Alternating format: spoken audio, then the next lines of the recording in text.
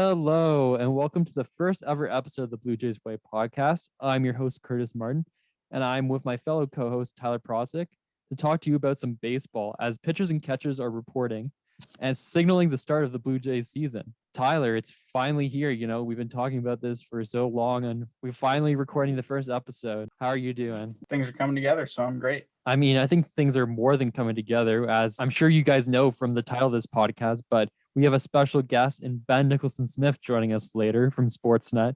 A really great guest. I'm so excited to talk to him. But, I think we're going to get into some of our own Blue Jays talk to start this episode, and he'll join us later. I think, when you look at the Jays, the biggest area of the team that is really up in the air going into spring training this year is obviously the starting rotation. I think personally that Trent Thornton should be the fifth guy in this rotation, as Hyun-Jin Ryu, Pearson, Robbie Ray, Tanner Roark are probably going to solidify those first four spots. Who do you see taking that fifth spot, Tyler? It's going to be a battle for the spot in spring training. There's a lot of guys available to the Jays that have the capabilities of sliding into that fifth spot. You got names like Trent Thornton, who could be really effective coming back from injury. You got guys like Julian Merriweather, who had a good year out of the bullpen for the Jays last year. I think he started a game once as well. Steven Matz is going to be looking to get into that bottom of the rotation, as well as Tanner Roark after an awful year last year.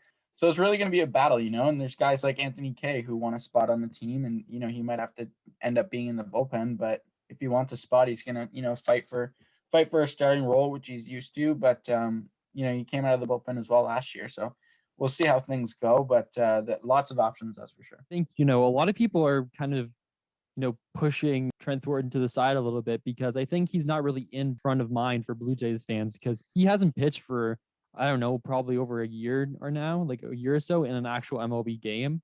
And, obviously that was because of his injury at the beginning of last season. But if we go all the way back to 2019, he pitched really well on a really bad Blue Jays team. So I think if he can pitch at that same level with an improved defense and an overall improved roster, I don't see why he couldn't be that fifth guy, have maybe a mid 3 ERA, like 3.05, 3.5 ERA. That's all the Blue Jays need in the back of the rotation right now.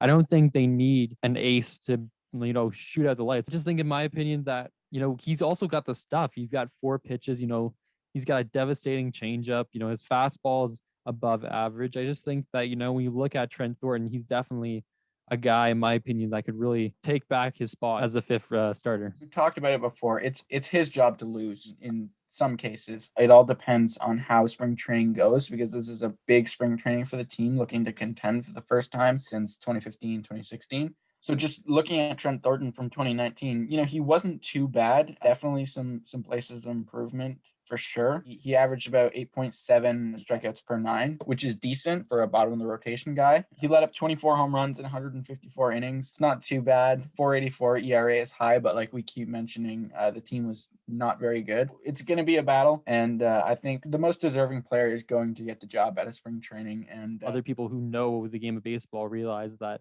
it's going to be a revolving door in your rotation, especially in a weird COVID year. I know we kind of already had a weird COVID year last year, but it's going to be some of the same stuff, as, we'll get into a little bit later. They're going to need more than one guy. So, even if Steven Matz, starts the season and pitch up to the level that the Blue Jays expect him to, because obviously they expect him to do well, having traded assets for him. I just think that they have options. There's a ton of guys. Francisco Liriano, maybe he's going to be more of a reliever, but, he can always step in there. Ross Stripling, who the trade just finalized for a prospect that, I'm going to be honest, I'm not even that familiar with. All those guys, including Trent Thornton, have to play some role in the starting rotation this year. It's just a matter of who's going to get the bulk of that work. A lot of guys are coming into camp hungry because a lot of eyes are going to be on this team. I think Steven Matz is a great candidate as well to steal that job from Thornton near the bottom of the rotation. Because, we have the top is obviously Ryu, Pearson, and Robbie Ray. And then it gets a little 4-5 is, you have Matz and all these other guys we keep talking about, and Ryan Barucki as well. There's so many good options that we have, and a mix of both righties and lefties, that I'm not too worried about the starting pitching right now. That could change in the beginning of the season with the Jays playing in a hitter's ballpark in Dunedin, not a regular MLB ballpark. So we'll see how things start off. But I think the pitchers whoever's in needs to be sharp to start the year, considering they're not in their regular MLB ballpark in Toronto. And I think you just gave us a great segue to the next topic that I wanted to touch on before we have Ben Nicholson-Smith join us. Earlier in the week, last week, Mark Shapiro in a media availability said that, the Jays were going to be proactive and made a decision that they're going to at least start their season for the first two homestands in Dunedin, and then, reassess the situation in terms of where they will go next from there. Because as many people know who have been to Florida in the summer, it gets really hot there. And with no AC, that would be tough on the players. So how you think the Jays playing in Dunedin will affect the season? And do you think that the Jays will end up playing in Toronto this year? Playing in Toronto is obviously the goal. If they do, I don't think it'll be until this, like the late summer, or maybe even only the playoffs with limited to no attendance at all. Ideally, if they're in the playoffs, which, knock on wood, they get there. They're definitely at a disadvantage in a minor league stadium. They have their new training facility down in Dunedin that will keep the guys in top shape regardless of where they are. If they end up moving to Buffalo when it gets too hot in Florida, then, they set up the MLB to meet MLB almost standards last season. Regardless where they are, they're going to compete to win, and that's what we expect from them. It's just a matter of they're going to get 10 runs a game or 15 runs a game. Obviously, not every game will be like that because, we'll have some sharp pitching from guys like Pearson, Ryu, and all those guys. The bullpen looks pretty good this year. So, we'll see what happens, but definitely not ideal to be in Florida. I think when you even just look at who they're playing in those first two homestands and just look at the first team, the Yankees, that's a spring training ballpark. I know both teams are playing on the same ballpark. One team, in my opinion, has Aaron Judge, and Aaron Judge is one of the best home run hitters in the MLB. So I would be surprised if he doesn't crank a home run. I mean, they also have, names like Gary Sanchez and young Carlos Stanton. Their lineup is dangerous for any pitcher in the league, no matter how good you are. Being in Dunedin is not ideal for regular season games. They'll work with what they have. Yeah, and I think, it's going to obviously have to be tough on the players because on a personal level, you got to think, am I moving my family here for a week or two? And then who knows where we're going? Like, all these personal things. The Blue Jays are making this decision primarily so that they at least have time to prepare for what, the first couple weeks of the season will look like. But, there isn't a definite solution to where they'll be playing this year. We still have to figure out where that's going to happen. And who knows, we're even still a month away from the actual season starting. So we'll see how vaccinations and, COVID happens in Canada over the next maybe month or two. I don't see them playing in Toronto this year just because of how the government treated the Raptors in the middle of a situation in terms of the lockdown. I hope they do. I think we all hope that they come back and play in the Rogers Center. As you've said before, really let George enjoy the city of Toronto for the first time, but I doubt that'll happen. But I think 2022 is the year where we really see, hopefully at least, knock on wood. There's a lot of knocking on wood this episode, but I think that's the life we're all living, though, is knock on wood. Next couple months even would be great. And then, we just get back in the right direction to have sporting events again, live in person, because that me and Tyler will be first in line to buy some Blue Jays tickets when they finally come back to Toronto. For sure. We got coming up in a few weeks, we got some interesting things to talk about regarding when we return to Toronto, but we won't talk about that too much yet. And welcome back to the Blue Jays Way podcast. We are pleased to be joined by Sportsnet Blue Jay analyst and co-host of the At the Letters podcast, Ben Nicholson-Smith. Ben, how's it going? Guys, it's going great. Thanks for having me on. It's always good to talk some Jays. So yeah, thanks for the invitation. Spring training has already begun. Pitchers catchers reporting. The first game of spring training is this week. The biggest thing that Blue Jays fans are looking at in the spring training is, the starting pitching and who's going to be at the back end of the starting pitching role. Ryan Barucki said earlier, this offseason that he had interest in this starting pitching role this year, but obviously, the team's brought in a lot of other guys to fill that position. Do you think he has a chance of making the starting rotation this year for the Jays? I think at this point, the way they're looking at Barucki is he's probably mostly going to be a reliever for them. And, you never know if something were to happen and a few guys were to get injured or something were to sideline them, maybe the Jays would have to reconsider. But I think at this point, Barucki's kind of that main lefty in the bullpen.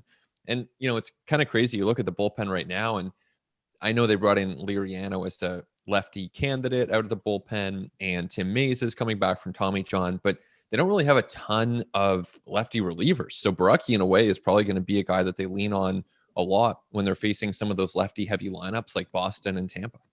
It was a very busy offseason in terms of, free agency and the Jays getting prepared to make that transition into contention. Do you think that the Jays had the best offseason possible for what was available? I think it was close. I'm not quite gonna say the best offseason possible, because if they had added pitching, like let's say Kevin Gausman had taken their offer at the beginning of the offseason and they had a pretty good starting pitcher to go along with the improvements that they obviously made to the bullpen and to the position player side with Springer and Semien.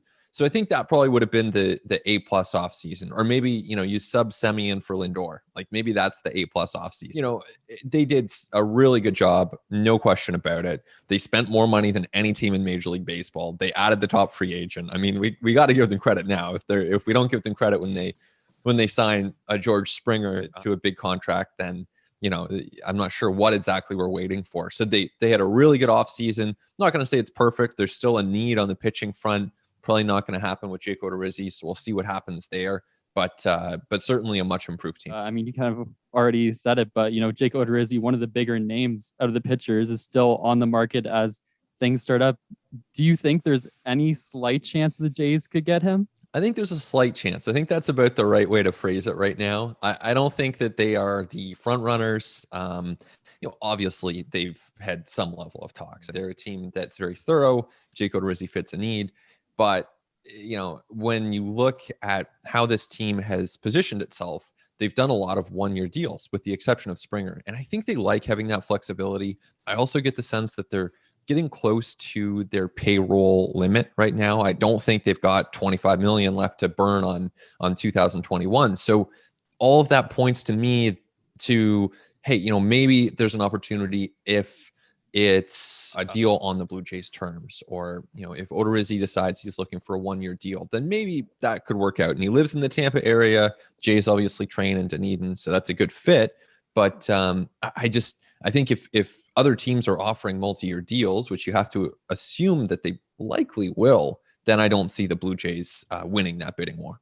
On the topic of pitchers for the Jays, the Jays missed out on James Paxton, which I don't believe they even offered anything to him. Taijuan Walker went to the Mets. Why do you think the Jays supposedly didn't offer a contract to James Paxton? It's a good question. I honestly don't know. I mean, I thought on paper he looked like a good fit for a team that could have used another starting pitcher. I think, when you look at the terms that he got from Seattle, and that's obviously a place that he enjoys and close to home and somewhere he's played before. So, it's unclear whether an equal offer of $8.5 million would have landed him in Toronto. I thought that was a little below where I might have guessed that he would sign, just because Kluber, who was kind of the other guy in his 30s coming back from injury, obviously very abbreviated seasons for both of them. Paxton, I think, pitched in 6 games. Kluber pitched in 1, but they've both got great track records, and Kluber, gets this $11 million deal. So I kind of thought he would end up there. I don't know exactly what to read into as far as, did that bullpen session that he threw in front of scouts this offseason, like, was it not quite as impressive? I'm not sure. I mean, I wasn't there. I haven't talked to anyone who was there, so it's kind of hard to guess, but certainly on paper, I thought that Paxton was an interesting fit. And obviously, because they haven't had any of these bigger signings on the pitching end this offseason, it kind of leaves room for a lot of, kind of the smaller names that they picked up this offseason to really grab that 4th, maybe even 5th role. Though I think the top 4 are pretty well locked down. Who do you think could really grab that 5th role, or who do you project? There are a lot of candidates there. I mean, I think it's going to be probably the most interesting part of spring is to see who jumps out from that group. Like a guy like Trent Thornton, who's done it before. I mean, that's an interesting one to watch for. I think, you've got these kind of veteran guys coming off of tough seasons, and Tyler Chatwood and Steven Matz. I mean, they're going to be in that mix for sure.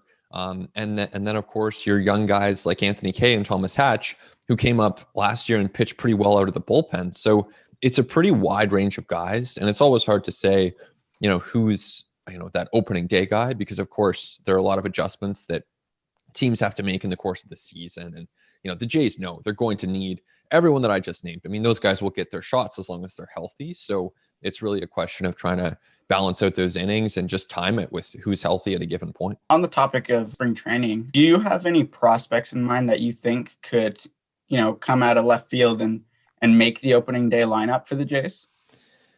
Yeah, I mean, I don't know if Kirk still counts as a prospect, and he's probably not out of left field because he obviously debuted last year. But Kirk is a guy who I think has a chance to make the team, a real chance, and he's just super interesting, super intriguing. Just when you look at how few guys can hit the way he did at his position, at his age, and to do it with such good command of the strike zone is really impressive. So I think Kirk's someone to keep an eye on, but true prospects, like true under the radar guys, I would say, Simeon Woods Richardson or Alek Manoah or Jordan Groshans. But honestly, guys, like I don't think that there's a real chance that they break camp with the Jays. Like I think maybe mid-season for Groshans if things break right or wrong in certain directions, but I don't think on opening day.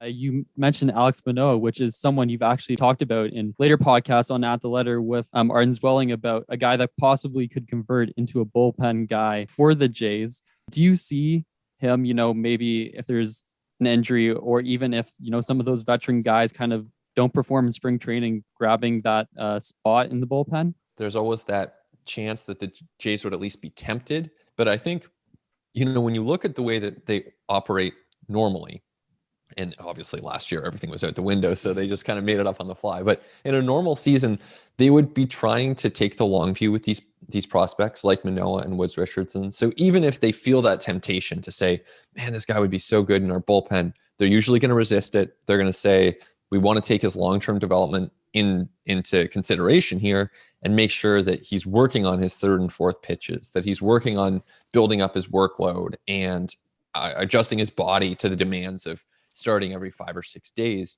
as opposed to coming out of the bullpen. So I think those top pitchers, we're likely going to see them starting. And then once you get to your kind of late 20s, then with a guy like Jordan Romano, it's like, all right, you're in the bullpen. You try being a starter. Let's take you as a reliever. Or maybe that happens with Julian Merriweather this year, where it's like, all right, you're like 29 years old. Are we really going to wait around another 3-4 years? Like, let's just use you as a reliever and someone who has the potential and the pitches to be actually quite a good reliever. Curtis and I have been going back and forth on Vladimir Guerrero Jr. and the weight he's lost and the impressive work he's put in this offseason. Do you think, and this isn't just this year, this is just in his career, do you think Vlad has the ability to hit 40? Oh, yeah. Oh, for sure. Yes. Yeah. What do you guys think? Yeah, I don't know. Tyler's been skeptical. You are those Blue Jay fans on Twitter that are like, because he's had a couple rough seasons, are putting him in the gutter. But I don't know. I mean, a lot of people were watching the Dominican League this winter, and while I'm not going to say I was impressed with his play at third base, and I don't see him as a long-term third base guy, I still think he's a great offensive player. And I think, like Ben's mentioned in some of his other work, he's still very young. He's younger than most of the prospects that aren't even like the prospects that we were just talking about. They're around his age, and he's already played 2 years in the majors. So, I mean, we still got to give him some time. But yeah, I agree with you, Ben. I think he easily fits in that role for me eventually. Tyler, you're not so sold? No, that's not. The power that he's shown and the pop he's shown in his bat in the first 2 seasons he's played, he blows my mind. I think he can hit 40. I think it'll be important for him to have a good year this year if he wants to ever reach that goal, because this is like, he just lost all that weight and everything. So I expect him to have a great year offensively, and hopefully the Jays figure out a long-term position for him so he can focus on that. But yeah, no, I think it's a possibility for sure.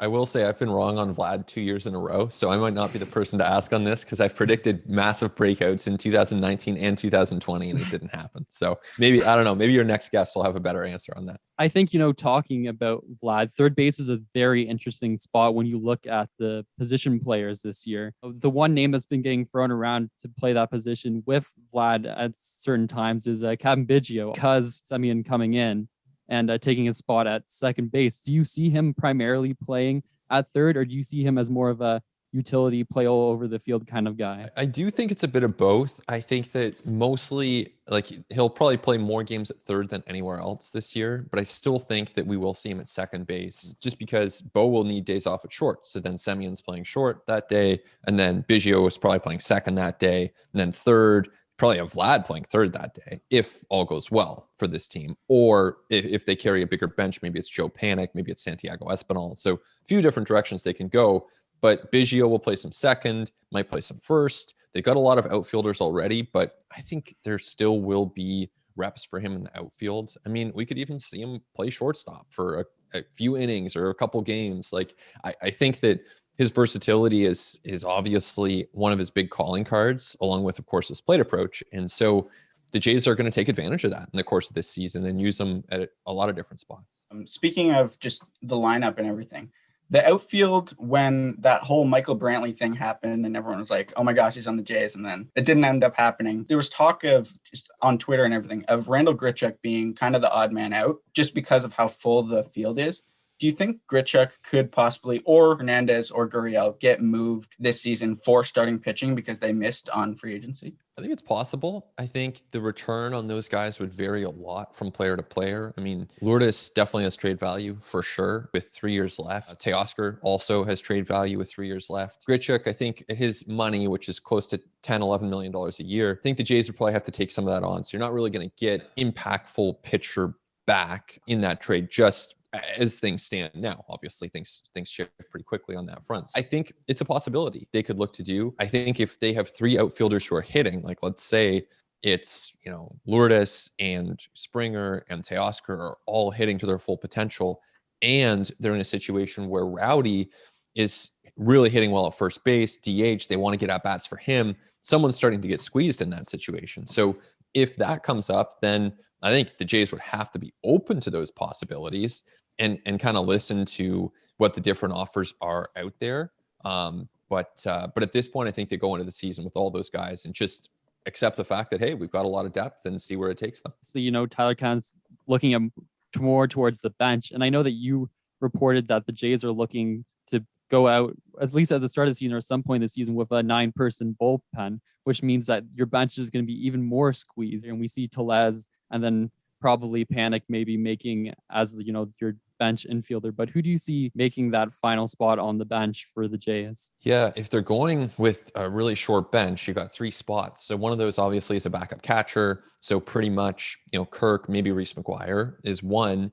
Then you're going to have probably an infielder as one and an outfielder. I mean, as we just talked about, Grichuk, technically speaking, could be that bench player, or Tellez. So that's number 2. And like I said, you have an infielder. So is that Joe Panik? Is that Espinal? That's probably how it's breaking down. I still think, as you look at this team, there is a fit for a lefty hitting infielder who can play first and third. I know that's Panik can play third, he bats left, but I mean someone who's got a bit more of a bat, someone who projects more to be an 800 OPS as opposed to like a 680, which Panik would probably be, and maybe someone who can play some first base as well. So, Brad Miller, Travis Shaw, those are the kinds of guys that I at least wondered about. Never got a clear sense on how much interest the Jays showed in that part of the market. But sometimes as spring training evolves, you can have out of options guys who are kind of on the trade market, and there can be opportunities even late in spring to make that kind of addition. With the season being just over a month away, where do you think the Jays are in terms of contending for a World Series? Well, first step is getting in, and I think they've got a team that's capable of getting in for sure. I mean, the Yankees are the best team in the division and maybe the best team in the American League right now. So that's really tough, but they have questions too, and it's a long season. You guys know, I mean, it's just random in a way. Like, injuries can have such a force on a baseball season, and it can become unpredictable. So the Jays are a good team. They're going to score a ton of runs. They've got some halfway decent pitching that maybe will be a bit better than people think, and certainly should be enough to keep them competitive and winning more games than they lose. And they've also got a good farm system, so if they're in it and they're kind of one piece away at the deadline, they can add that extra bat or starting pitcher or reliever, whatever it is that they need. So I think they're in a good spot. I'd say that I think Fangraphs had them around 52% to make the playoffs, and that's with a 5-team playoff field. I think that's about right. Not a guarantee, but they've got a real shot at it, and it should make for an entertaining year. You've been one of the few reporters that's really asked at least people like Mark Shapiro about the Vancouver Canadians, the new single-A team for the Blue Jays, and already announced their situation that they'll be playing the beginning of their season Dunedin. So I was just wondering if you've heard anything about, the situation going on in Vancouver and what they're planning to do with that. Yeah, it's, for the Jays, it is kind of a shame, obviously. The Major League team can't play in Toronto, and that their high A affiliate in their first year being a full season affiliate won't be able to play in Vancouver, because that would have been really cool, I think, for Vancouver baseball fans and baseball fans on the west coast of Canada, just to be able to see some pro ball players and guys who,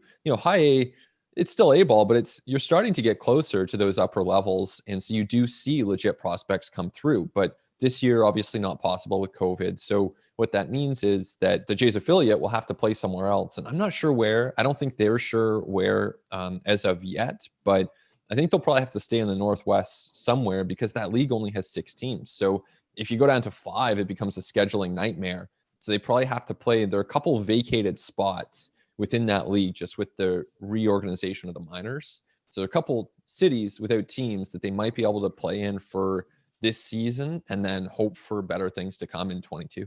Do you think the Jays are at a disadvantage because they're not playing in Toronto, or I guess Buffalo after they reshaped Buffalo? I guess in some ways, yeah, because it's a major league park compared to playing in Dunedin. They're, working at a facility that's pretty robust, and they've obviously done a lot of work to improve it, but it's still not designed for a major league season. It's going to be really hot there in the summer. That's a challenge. So they are going to have to physically move themselves at some point this season from Florida, whether that's to Buffalo or Toronto or even both. Yes. Yeah, I think in that sense, it could be a disadvantage. Just the uncertainty kind of weighing on players and their families. I think that could be a disadvantage. So it's probably less of a disadvantage this year because they're more used to it, and that there's more time to prepare, but still far from ideal. Obviously, the final question for me, because we don't want to take up too much of your time. Fernando Tatis Jr. just signed a massive contract with the San Diego Padres. And, obviously there's a big name young shortstop in Toronto named Bo Bichette.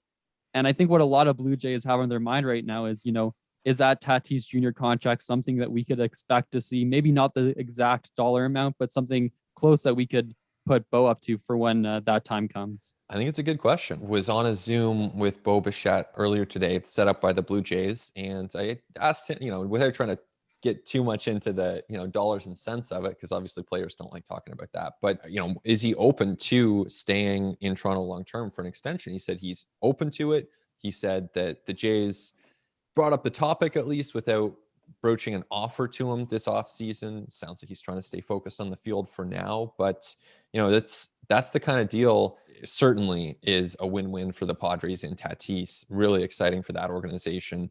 Bichette hasn't reached that level of being at Fernando Tatis Jr.'s kind of MVP level so far. Bichette's been more of an all-star at the major league level, but it's a fair question. I think that if you're Bichette, you're trying to push yourself into that territory. And if you're the Blue Jays, if he does, that's a good thing. That's a good decision to have to make. Tyler, do you have a question? Nope, I'm just writing that down because that's awesome. That makes me happy. Nice. I'm actually writing about that this afternoon, so it'll probably be up a bit later. A little bit later than when this podcast comes out. So make sure to check that out if you're listening right now. But one more question just to finish things off, Ben. There's some decisions made last year because of the shortened season that, were brought up to the Players Association in the sense of a universal DH, which was shot down. So maybe can you just quickly give your thoughts on, that decision and what you think that does for the players moving forward? Yeah, it might be the last year that we see pitchers hit. I don't know. Maybe there's some weird aspect of my baseball watching kind of experience, but I actually like watching pitchers hit. I just think it's kind of fun, even if it's just whoosh, like 1, 2, 3, they're done.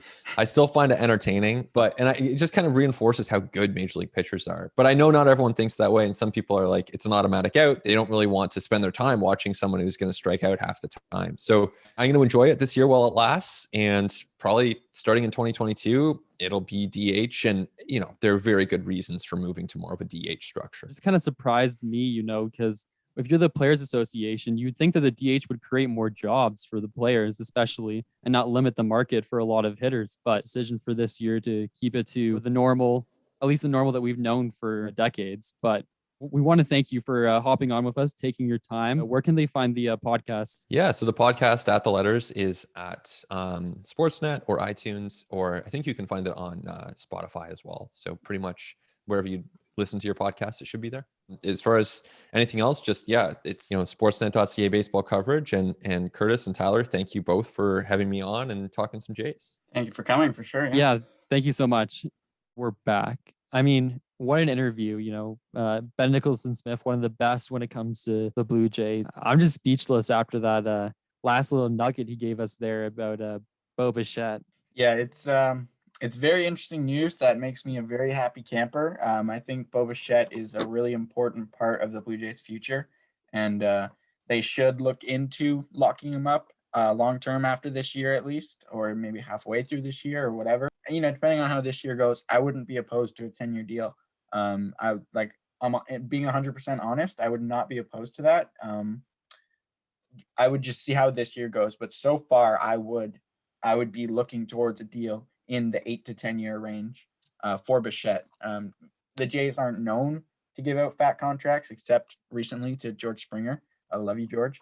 I'm sure George is listening. I'm sure he appreciates it. Yeah. No, me I'm too. sure. Yeah, I have his jersey right here. I bet you he's listening. Also looking at the comparable that we were just talking about with Ben, Fernando Tatis Jr. is where we're going to start off when it comes to MLB news. It's the biggest news of the week, obviously, signing a 14-year deal, folks. 14 years at $340 million. It's just crazy. One of the youngest players to get that size of a contract. It's history making that contract. And I mean, it's obviously great for the Padres, but I just want to get your thoughts, Tyler, because I'm just kind of flabbergasted, to be honest. Yeah, it's a long-term investment, and it's one that's worth making. The Padres have been so bad for so long, for at least as long as I can remember. And the real turning point in their transition to, fixing that problem of being so bad was signing Manny Machado and, Eric Hosmer, and then trading for Fernando Tatis Jr. A ridiculous trade, rip the White Sox. But, I mean, with Tatis, they're going towards the World Series at least. The deal is long, and it's going into the later years of his 30s. If you get 2 rings out of his contract, I think it's worth it. But for a guy who's been in the league 2 years and had 2 close to MVP seasons, you got to give the guy his money. And I think it's totally worth the deal. Yeah, I mean, just going back to looking at the initial trade that got Tatis Jr. here, not to rub it in for White Sox fans, but, returning, you got James Shield, who at the time was a great pitcher. He was pitching pretty good. Maybe not the best pitcher in the MLB, but he's pitching well. And then he didn't have a below 4.53 ERA with your team in 3 seasons. It's gotta hurt. I mean, but then in the same token, the whole history of the San Diego Padres, for the most part, has been pain. Like, they haven't had that much success. So I think, shout out San Diego. Things are finally turning your way. I actually went to Petco Park when I was 16 a couple years ago. One of the best ballparks I've ever been to. I actually got to see them play the Cardinals. Shout out Yadier Molina. He threw a couple guys out that game. I mean, it's just such a great place to play. And then now you have all these great players, like you already mentioned, Tyler, and Hosmer, Machado. That's only the player side, and then we can go to the pitching, and it's just ridiculous. So maybe this is a hot take. They're my World Series team right now. I think they overtake the Dodgers for winning the division. They're a great team, and I have a feeling Cody Bellinger is going to have a little bit of a better year than last year. Not that he was bad, but he'll improve after getting that World Series. Mookie Betts is going to be sharp like usual. Clayton Kershaw, he's getting old, but still Clayton Kershaw. He got his title. You can't really judge him anymore for anything. But I think it's time for the Padres to take over that division, and Tatis is going to be leading the charge for sure. I feel like it's kind of hard to root for the evil empire, and that's, the Yankees and Dodgers in baseball. So yeah, I think anytime you see a team like, the Padres or the Jays coming up, a young, exciting team, you got to be excited for them and kind of root for them. So we'll have to see what happens over there, but it's really exciting. While we're talking about one of the best young stars in the league, I don't think he's a young star anymore, but we got to look at the comments that Mike Trout talked about. Obviously, he's not happy with the team. When you don't make the playoffs for 6 straight years, and I don't think it's arguable. I think you're the best player in the MLB, and you're as competitive as, Mike Trout is. Not having a title to show for it, a World Series championship, is a little disheartening. You still think he's the best player of all time, even if he doesn't win a World Series? Three MVPs, and I'm looking at his stats right now. This guy stole 49 bases one year, had a 326 batting average, and still piped 30 home runs. He is a top 3 player of all time. Yeah, no, for sure. I'm just saying, with like how old is Mike Trout? Hold on. Give me 2 seconds. Mike Trout has been blowing my mind he's only 29 years old. He's been blowing my mind since I started watching baseball like 10 years ago. And the fact that he has 300 home runs and how many 1,300 hits is ridiculous at 29 years old. He's still got probably 6 good years left in him because he is Mike Trout. And, he even commented that last year he had a bad year in the 53 games that he played. And in his bad year, with quotation marks, he hit 281, 17 home runs, and 46 RBIs. Good for, I think he was up there in MVP contention, and he called it a bad year. So when you have a guy like that saying an average almost at 300 and on pace to hit near 50 home runs in a full 162, like, come on, like this, no words. I think if you're an Angels fan, like the same problem has been there ever since Trout has emerged as a star, and that's pitching. And I know they'll say, hey, Tyler and Curtis, we have Shohei Ohtani. And I will say, hey, Angels fan, look how bad he pitched last year. Yeah. So maybe that is a weird year and he bounced back, but that's only one guy. One guy cannot win you a division title or get you to the World Series. You need a full team effort, and Shohei Ohtani, with his injury proneness, because he's playing both on the field and as a pitcher, it's just I don't see him carrying their pitching staff towards a title. And if I'm Tread, I am furious if they do not sign Jake Odorizzi. Like, he's just sitting out there waiting for someone to sign him, and he's an above average pitcher in this league.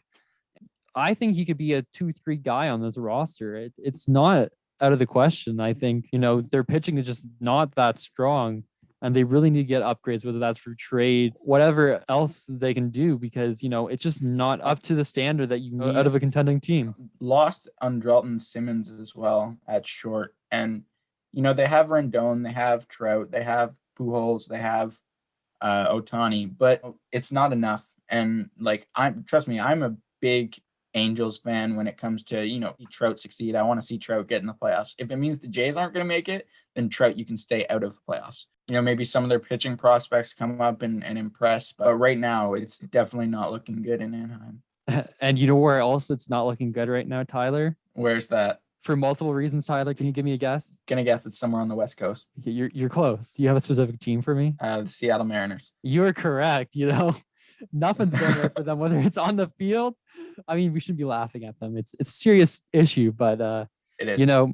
When your CEO decides just to crap on a bunch of your players and admit to putting some of their better prospects through the ringer of another minor league season just to exploit service time, it's not the smartest thing to do. It makes you step down a couple days later. It's a very unfortunate situation because, holding guys back for more service time isn't uncommon, but you don't publicly speak about it. The Jays with Vladdy and Pearson, there was a little bit of injuries there that they were waiting for, for them to kick it in high gear after coming back from an injury. So it was kind of fair that they held them down a little bit longer, and it ended up giving them an extra year of service time. But when you're at a charity event and you're like, oh, hey guys, I keep my players down because I want them to be here longer because I don't know how to manage this team. We haven't been to the playoffs in 20 years. You got to watch what you're saying. I think him stepping down was the best decision for the team. And, who knows, maybe the team goes in the right direction with all these rookies, and whoever comes in next can fix that drought problem, because the Mariners, they had Ken Griffey and everything. I have nothing against the Mariners, but it would be nice to see them,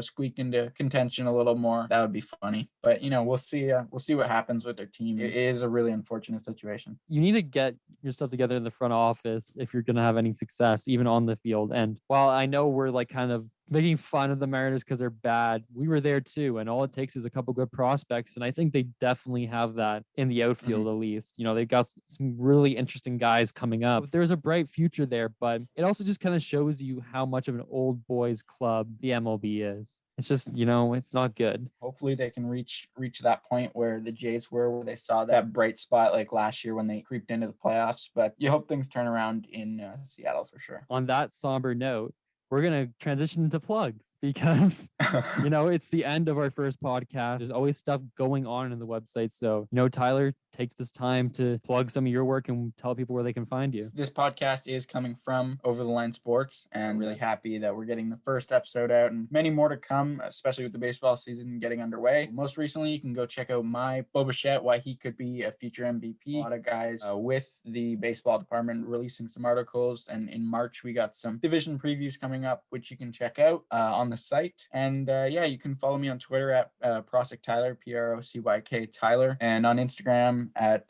Tyler R Procyk _. You can always find me on Twitter and Instagram. On Instagram, it's cmartin2292. On Twitter, it's at cmartin3876. I post about everything that happens on the website, Overline Sports. It's my baby, so I try to keep everyone informed that follows me. So check out all the great work that's been going on. Even if you're listening to this and you like more than just baseball, you can check out some of our other articles. Like Jack Burrell just released an article looking at Tom Brady's legacy. So make sure to check that out. And that's going to do it for us this week. I just wanted to thank Ben Nicholson-Smith once again, the legend, for joining us. I remind all of you to like and subscribe and leave a review on Apple Podcasts. We're just starting out. We'd really appreciate it. Tell all your friends about it. Check out all the social media for Overline Sports. We are at OTL Sports CA on Twitter and Instagram. You can also check out our Facebook page, Overline Sports CA, and you can go check out all of our latest articles on, of course, the website, www.overlinesportsca. And we'll see you next time, guys, on the Blue Jays Way podcast. Have a great week.